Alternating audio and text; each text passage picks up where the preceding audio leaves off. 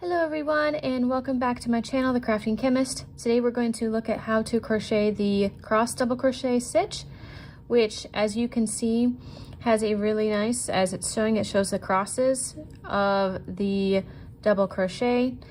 It is a 2-row repeating stitch. And so to get started, you are going to want to chain an even number of stitches. I am going to be chaining 20 stitches. As for my little sample here for you guys to see.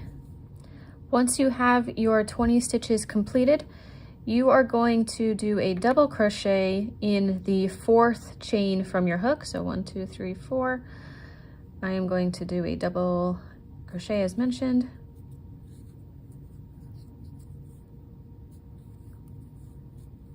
And then I'm going to do my next double crochet in the 3rd chain from my hook. So I'm going to go back behind that first double crochet I did.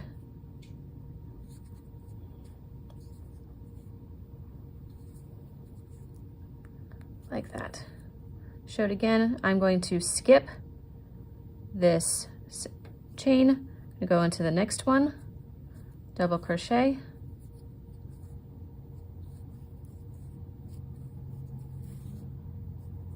Then go back into the single crochet that I skipped, not the single crochet, sorry, chain, and do my double crochet. And you are just going to keep doing that all the way across until you have 1 chain left.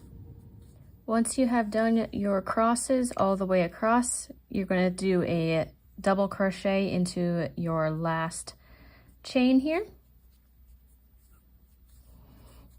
Then you are going to do 3 chains and turn.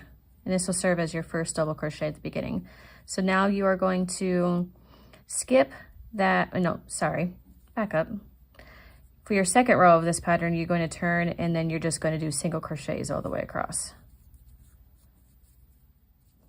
All right, now once you've gone all the way across, you are going to chain 3 and turn.